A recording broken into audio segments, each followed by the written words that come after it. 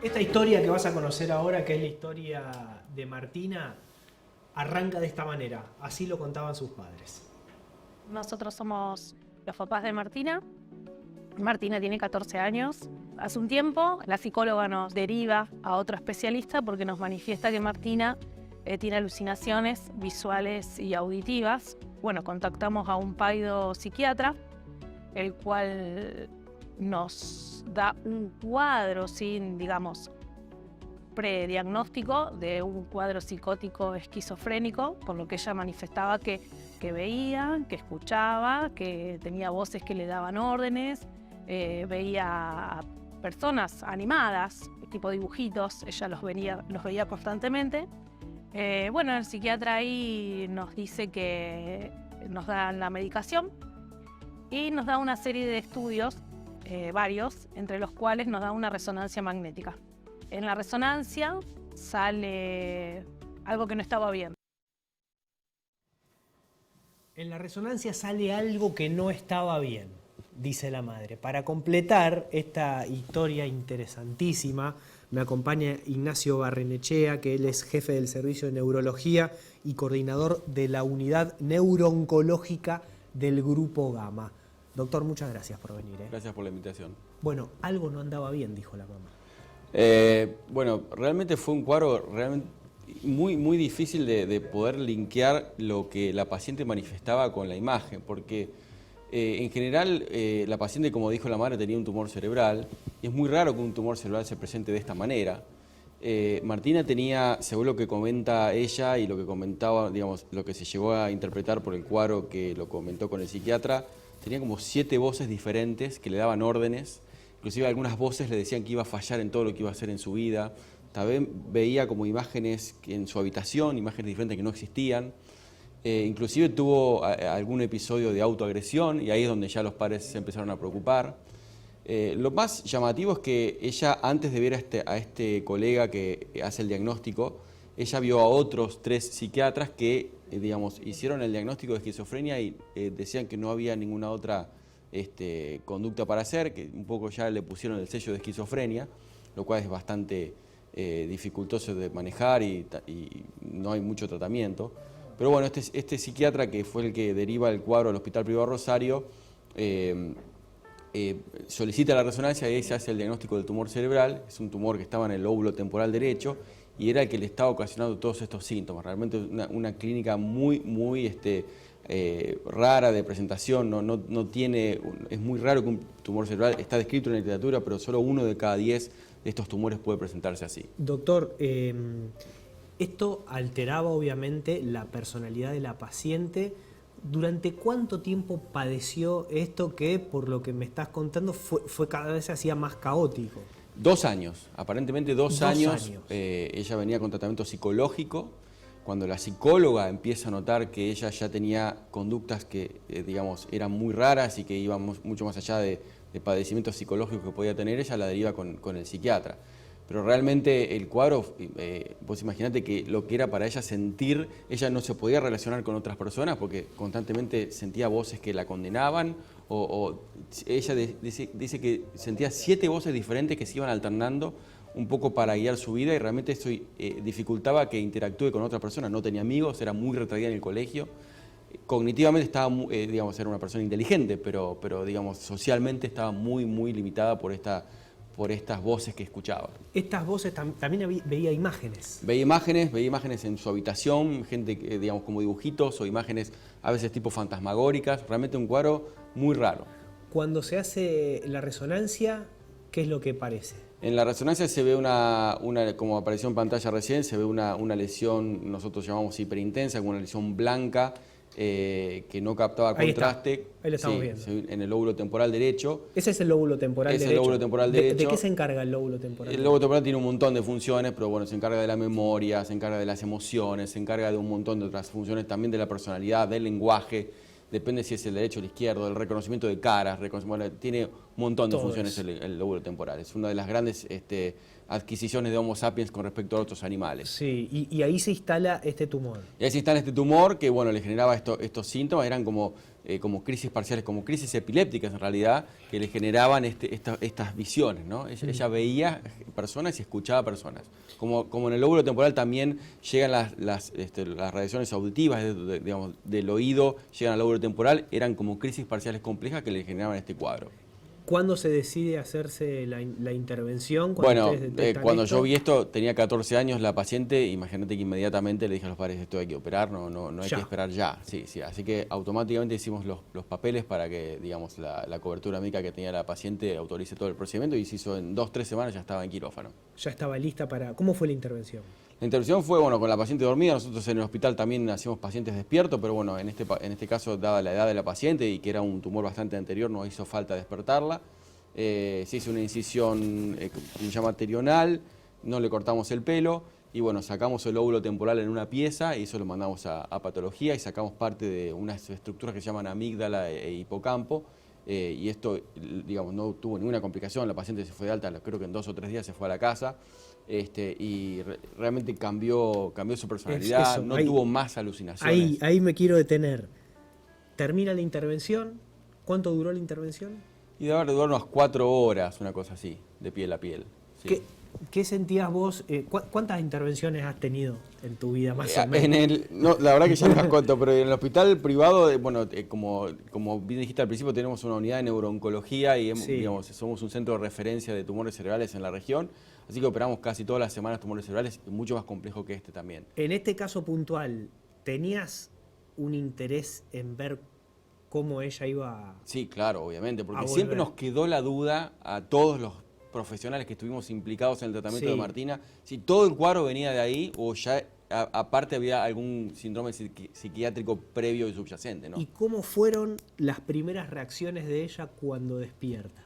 Bueno, ella pasó a terapia intensiva, estuvo 24 horas en terapia intensiva, ahí no la pudimos evaluar mucho, pero ya cuando pasó a la habitación, lo primero que le preguntamos es si seguía escuchando las voces, si seguía viendo a las personas que las veían. Realmente automáticamente desaparecieron esas visiones y después inclusive ella tuvo consultas con el psiquiatra posteriores y bueno, sigue refiriendo que no tiene más esas alucinaciones ni visuales ni auditivas. Aparte Martina ahora está mucho más dada, está más menos retraída que antes, inclusive cambió la personalidad. Increíble. Increíble. Lo que me estás contando. Increíble, realmente es increíble. Increíble porque aparte siempre cuando yo hablo con el psiquiatra lo felicito porque le digo, realmente el laburo tuyo fue increíble haber solicitado una resonancia cuando mucha gente o muchos colegas decían que no hacía falta, ¿no? Ahí está esa pregunta. ¿Qué hubiera pasado si el psiquiatra no la derivaba? Bueno, siempre nos preguntamos eso con los padres. Realmente, evidentemente, el pedido de la resonancia hizo que diagnosticáramos este tumor en un estadio temprano.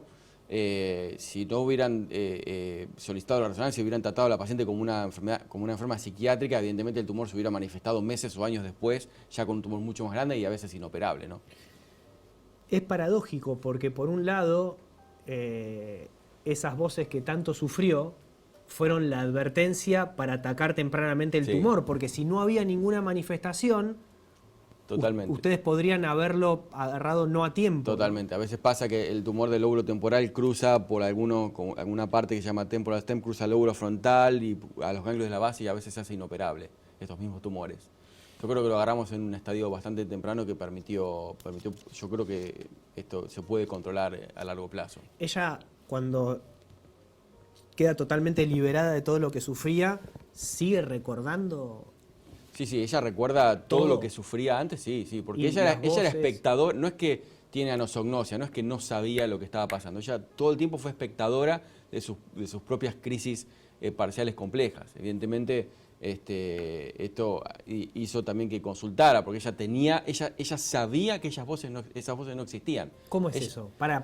Cuando uno es por ejemplo, cuando uno es un paciente psiquiátrico que tiene esquizofrenia, a veces cree su propio relato, a veces cree que las voces existen o cree que esas personas que uno ve existen. Ella sabía que esas voces y esas personas que veía no existían. Sabía que algo estaba mal. O sea, el esquizofrénico, si yo soy esquizofrénico y escucho una voz, creo que realmente me está Exactamente. Y nadie me va a sacar de esa verdad. Exactamente. Ella sabía que había un error. En la Ella máquina había tenía conciencia que no existían ni esas voces ni esas personas que veía. Qué locura. O sea, tenía conciencia de enfermedad. Y esas voces y esas imágenes, no sé si hay respuesta para esto. ¿Pueden ser aleatorias o tienen que ver con alguna experiencia que alguien transitó o algún temor?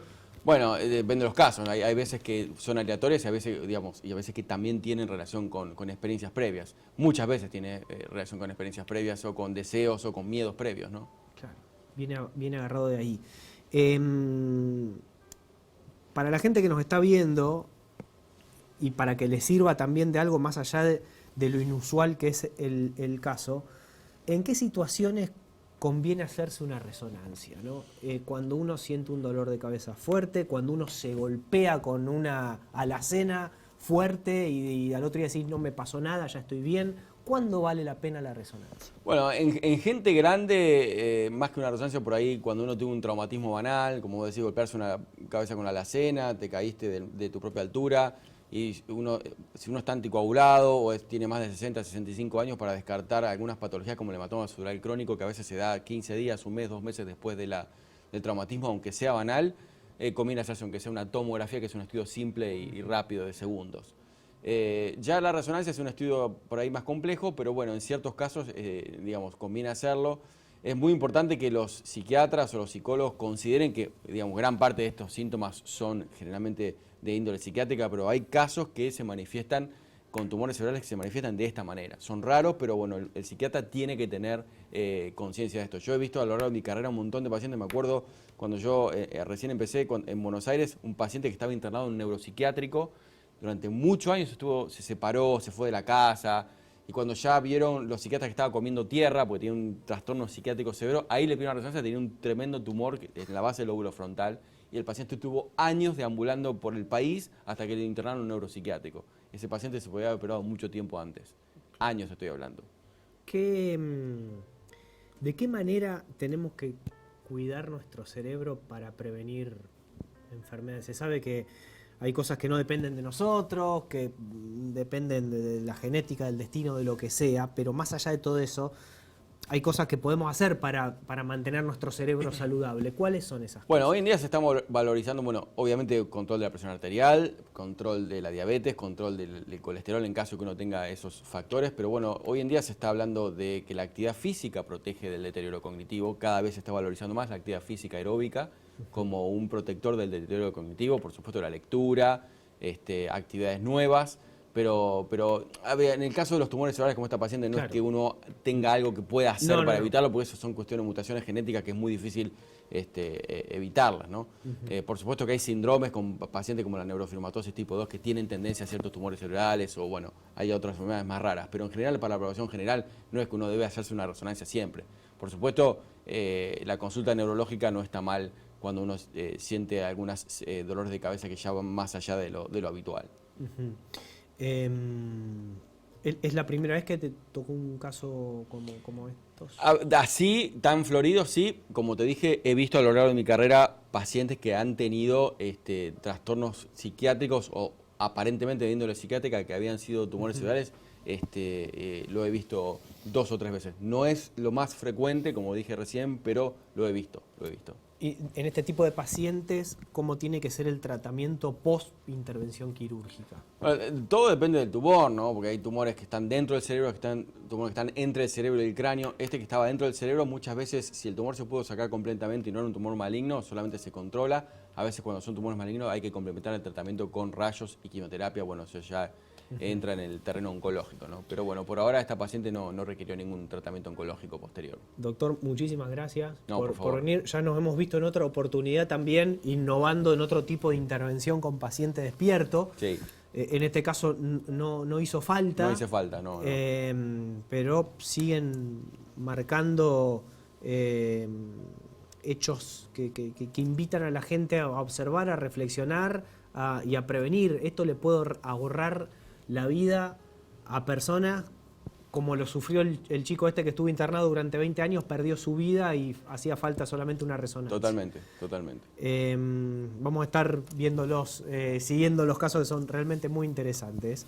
Ignacio Barrenechea es jefe del servicio neurológico y coordinador de la unidad neurooncológica del Grupo Gama. Una historia interesantísima, ¿no?